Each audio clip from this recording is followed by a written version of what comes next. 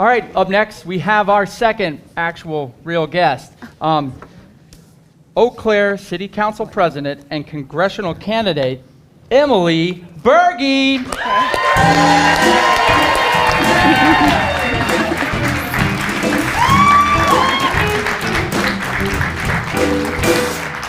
Welcome. Thank you. Thank you for coming on the show. She has a lot of faith in us, and we really appreciate that. Yes, yes. So this is a bit of a homecoming for you, right? It is, yeah. I went to Stout here. That's where, yes, yeah.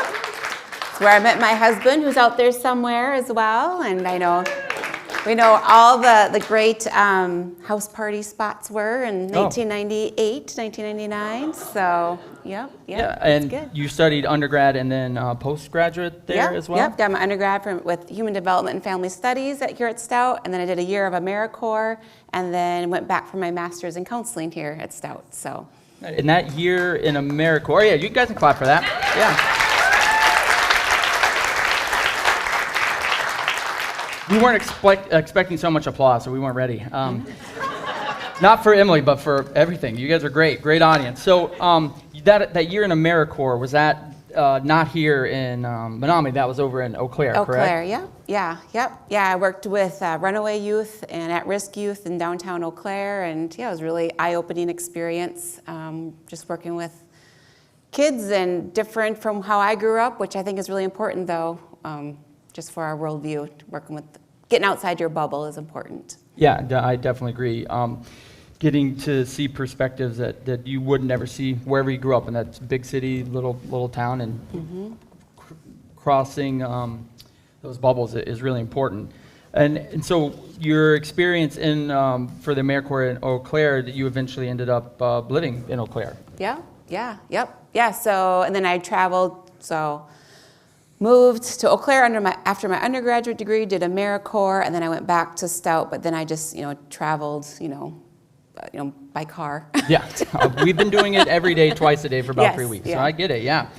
And then you are currently on the city council, but your day job is a mental health counselor, is that correct? That's correct, yeah. So I got my master's in counseling, and then I got you need 3,000 hours to be a licensed professional counselor. I did that at the Sacred Heart ER, which no longer we have in Eau Claire, which is a sad story, but I did psych consults in the ER and suicide assessments, and again, got outside my bubble, learned a lot, but it feels good. I'm a person to help people, and it feels good to help people, whether it be one-on-one or my community, and it's just really guided what I do in my life. Yeah, I cannot thank you enough. It's such a hard job to take on. That's a lot of pain and grief, and it seems like you jumped right into it and changing a lot of lives. Yeah, I like to go where I'm needed. So. Yeah, well, speaking of that, so now, you studied here, you moved to Eau Claire, you're a counselor, and you got into politics. And what kind of launched that change to where you wanted to be more involved with politics? Yeah, well, it was actually the election of 2016. I don't remember that one. Oh, yeah. 10 years ago, actually. Yeah. Yes. Yeah, that really, to be honest, it changed my life.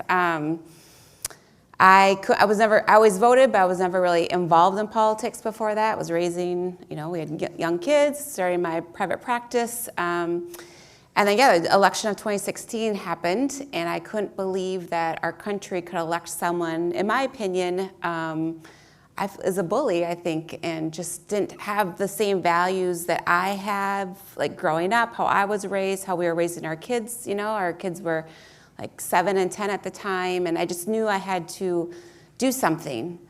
And I used to be an ultra marathoner, and I was actually training for a 50-mile run during this time. 50. That's 50. That's about 10 times more than I've ever run. I know. It's a lot. But the beauty of trail, it was a trail run. There's lots of snacks. You just run in circles in the woods. It's fine. It's really lovely, actually. It's kind of fun. All day in the woods, 8 hours. It's great. Anyways, that'll be next show. We'll talk about that. Yeah. Yes. But I was on a 20-mile training run, and I was just like contemplating all this, how we had this election, how he didn't align with my values. And I'm like, well, I just have to do something. And I decided then that I just have to do something. And and be the change I want to see. Because like, what kind of leadership do we need as a country? What kind of leadership do my kids need? What kind of leadership does my community need? And I'm like, well, I'm just going to do it. I'm just going to do it. And so I went to my first women's march, my first march, anything. And then I got involved with Indivisible, and then people asked me to run for council. And so I ran for council in 2018, and yeah, the rest is history, I guess. I won, I guess, and then ran again in 21, and then ran for city council president. We don't have a mayor in Eau Claire, so I was elected like a mayor in Eau Claire. Yeah, and what was like that first step? Like you got inspired on the run, but what was your first, like, okay, you finished the run, you come out of the woods, and you say, how'd you get started? What was your first step? Well, it was the women's march. It was like, so I had a friend in Eau Claire. Well, I have more than one friend in Eau Claire, but I had this one friend who also wanted to get involved, and so we drove over to St. Paul to go to the Women's March that year, and that's where it started. And again, my husband's like, well, why? Because this was different, right? Like, I'd never done anything like this before. And he's like, well, why are you doing this? Like, what's going on? I'm like, and I just said, like, I feel like I have to go. I just feel like I have to go. And so we just drove to St. Paul, and then on the way back from St. Paul, I remember being in the car looking up, okay, now how else can I get involved? And then I found Indivisible, and there was a story, and this was scary for me because like I've never done anything like this before in my life. And so even going, like now I show up places by myself all the time, but back then I wanted to go to Indivisible meeting, and I remember driving, another image I have in my head, I was driving down Farwell Street in Eau Claire, and I almost turned around because I'm like, oh my gosh, I'm gonna go to this place, I'm not gonna know anyone. Oh, it sounds so scary, but I made myself go because like I had to be the change. I had to do something, and I went and I met the lead organizer, and just everything just fell into place. But yeah, it's funny you mentioned that because the first time I ever met you, we were at an event, and I was about to leave because the one person that I knew had just left. And you kind of saw me there, and I'm like at a bar, just like by myself, and I'm like, what? And I like get up to go, and you come over and you're like, hey, you introduce yourself. I knew a little bit about you, but not much, and you knew nothing about me. I was like, at this event, it was like I was a nobody, and there was people of some value in the room, certainly not me. And you didn't hesitate. You're like, well, come on, and you introduced me to absolutely everybody that you knew. It was like it took like 20 minutes. You're like, this is Andy. He's a nobody. You didn't say that. I didn't say that.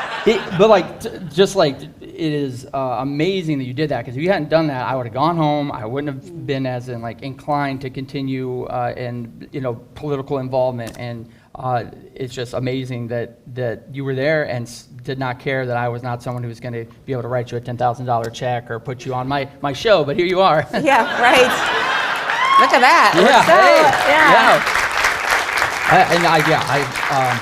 I think, as far as politics go, I've had the pleasure and pain to have met a lot of politicians, people running, people in office, and out of everybody I've met, you were by far the most genuine. Absolutely. Thank you. Yeah. So,